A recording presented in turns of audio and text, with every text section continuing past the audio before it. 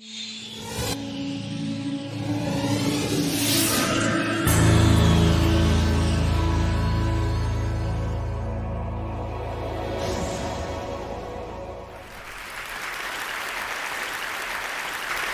was born in Den Bosch, where the painter Hieronymus Bosch named himself after. And so I've always been very fond of this painter who lived and worked in the 15th century.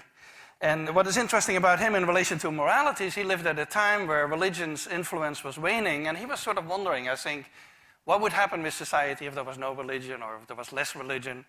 And so he painted this famous painting, The Garden of Earthly Delights, which some have interpreted as being humanity before the fall or being humanity without any fall at all. And so it makes you wonder what would happen if we hadn't tasted the fruit of knowledge, so to speak, and what kind of morality we would have. Much later, as a student, I went to a very different garden, a zoological garden in Arnhem, where we keep chimpanzees. This is me at an early age with a baby chimpanzee.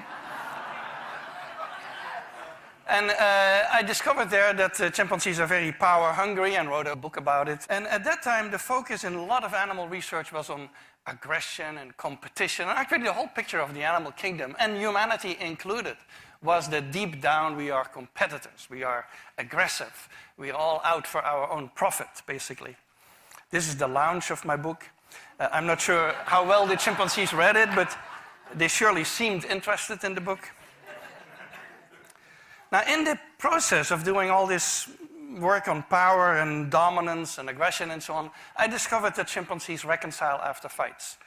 And so what you see here is two males who have had a fight. They ended up in a tree, and one of them holds out a hand to the other. And about a second after I took the picture, they came together in the fork of the tree, and they kissed and embraced each other.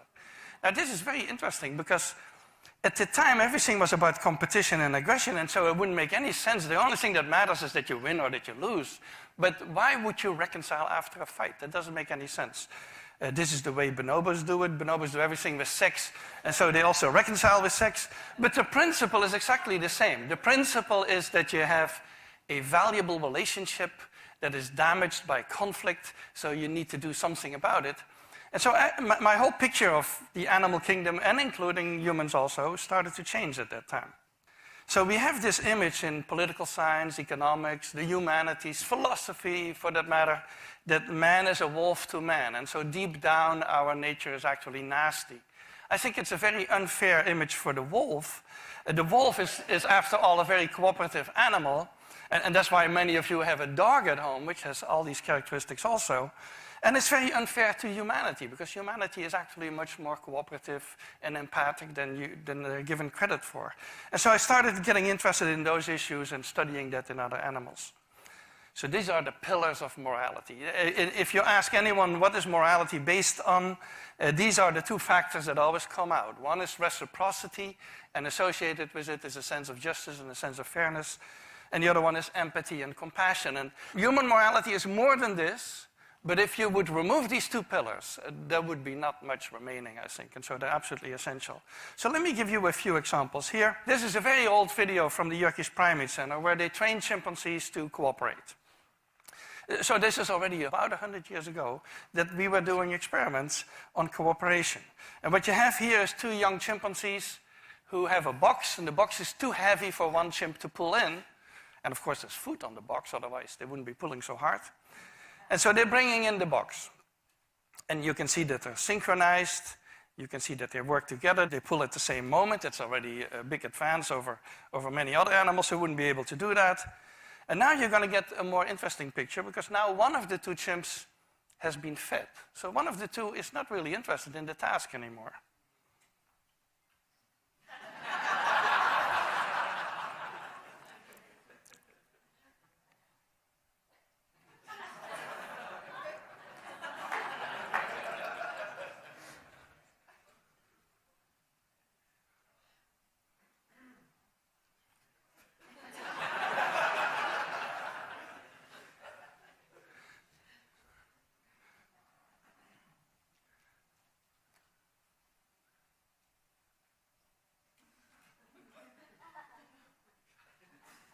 Now look at what happens at the very end of this.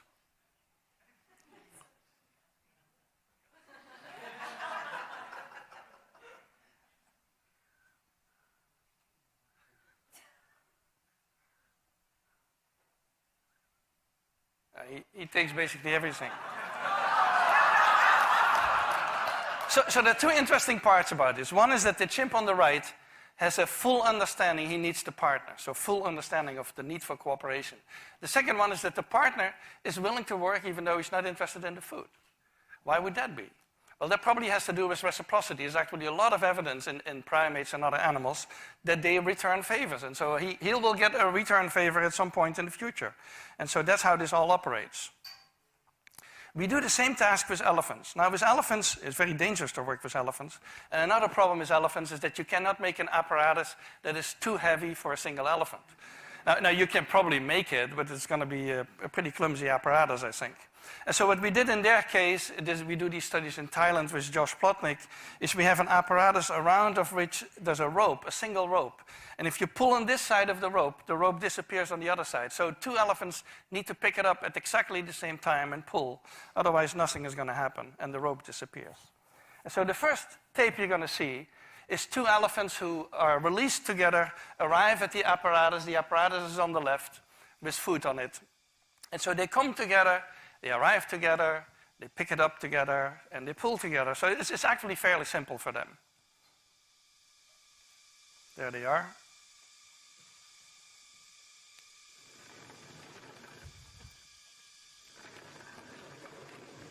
And so that's how they bring it in.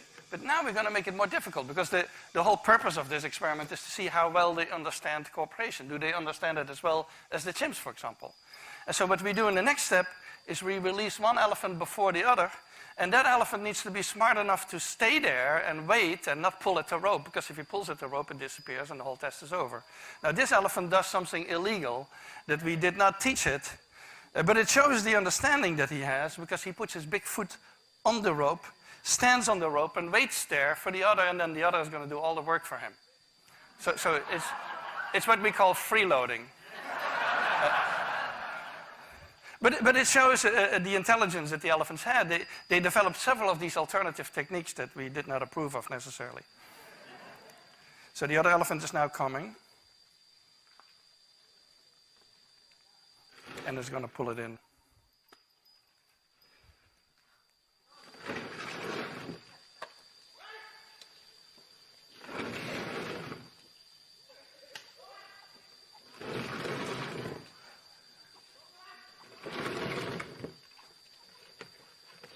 Now look at the other. The other doesn't forget to eat, of course.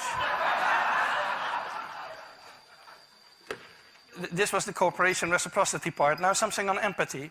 Empathy is my main topic at the moment of research, and empathy has sort of two qualities. One is the understanding part of it. This is just a regular definition, the ability to understand and share the feelings of another, and the emotional part. And so empathy has basically two channels.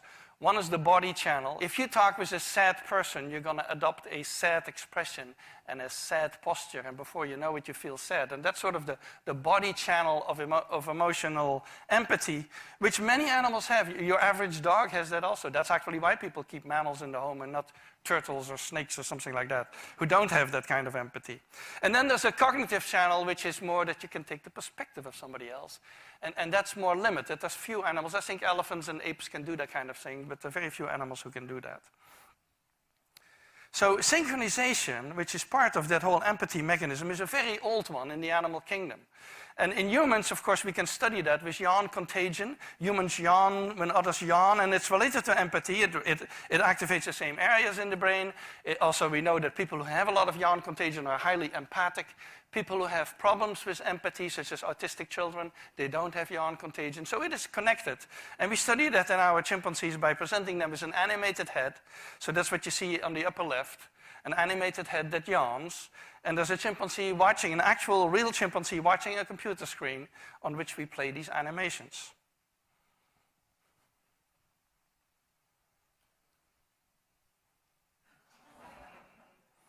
And so yawn contagion, that you're probably all familiar with, and maybe you're going to start yawning soon now, is something that we share with other animals. And that's related to that whole body channel of synchronization that underlies empathy. And that is universal in the mammals, basically.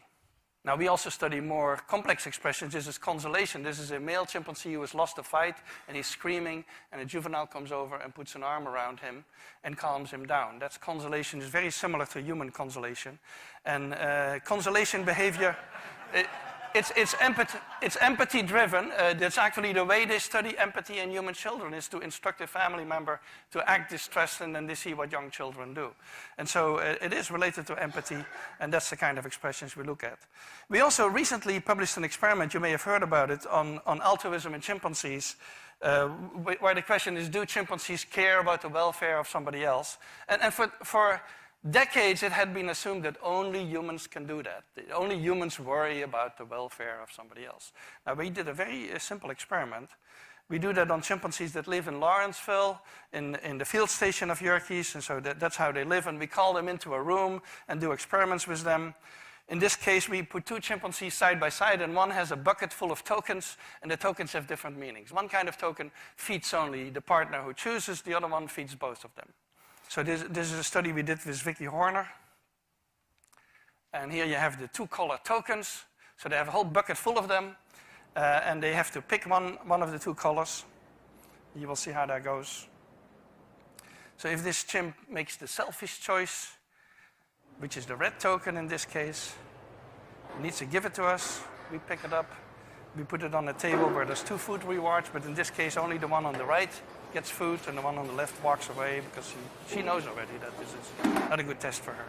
And then the next one is the pro-social token. So the one who makes the choices, that's the interesting part here. For the one who makes the choices, it doesn't really matter. So she gives us now a pro-social token and both chimps get fed. So the one who makes the choices always get a reward. So it doesn't matter whatsoever, and she should actually be choosing blindly. But what we find is that they prefer the pro-social token. So this is the 50% line, that's the random expectation. And especially if the partner draws attention to itself, they choose more. And if the partner puts pressure on them, so if the partner starts spitting water and intimidating them, then the choices go down and they actually don't want to... It's as if they're saying, if you're not behaving, I'm not going to be pro-social today. And this is what happens without a partner, when there's no partner sitting there. And so we found that the chimpanzees do care about the well-being of somebody else, especially these are other members of their own group. So a final experiment that I want to mention to you is our fairness study. And so this became a very famous study, and there's now many more, because after we did this about 10 years ago, it became very well known. And we did that originally with capuchin monkeys, and I'm going to show you the first experiment that we did. It has now been done with dogs, and with birds, and with chimpanzees. But with Sarah Brosnan, we started out with capuchin monkeys. So what we did is we put two capuchin monkeys side by side. Again, these animals, they live in a group. They know each other. We take them out of the group, put them in a test chamber. And there's a very simple task that they need to do. And if you give both of them cucumber for the task, the two monkeys side by side, they're perfectly willing to do this 25 times in a row. So cucumber, even though it's really only water in my opinion, but cucumber is perfectly fine for them. Now, if you give the partner grapes, the food preferences of my capuchin monkeys correspond exactly with the prices in the supermarket. And so if you give them grapes, that's a far better food, then you create inequity between them. So that's the experiment we did. Recently, we videotaped it with new monkeys who had never done the task, thinking that maybe they would have a stronger reaction, and that turned out to be right. The one on the left is the monkey who gets cucumber. The one on the right is the one who gets grapes. The one who gets cucumber, note that the first piece of cucumber is perfectly fine. The first piece she eats. Then she sees the other one getting grape, and you will see what happens. So she gives a rock to us, that's the task. And we give her a piece of cucumber, and she eats it. The other one needs to give a rock to us. And that's what she does. And she gets a grape. And she eats it. The other one sees that.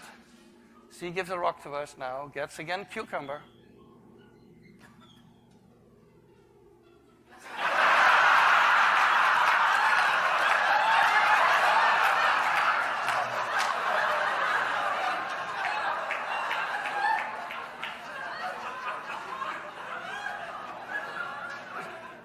She tests the rock now against the wall. She needs to give it to us. And she gets cucumber again.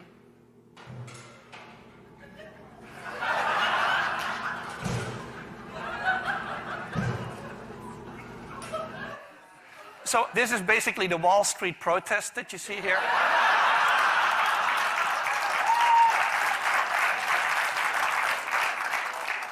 Let me tell you, I still have 2 minutes left. Let me tell you a funny story about this. This study became very famous, and we got a lot of comments, especially anthropologists, economists, philosophers. They didn't like this at all because they had decided in their mind, I believe, that fairness is a very complex issue and that animals cannot have it. And so one philosopher even wrote us that it was impossible that monkeys had a sense of fairness because fairness was invented during the French Revolution.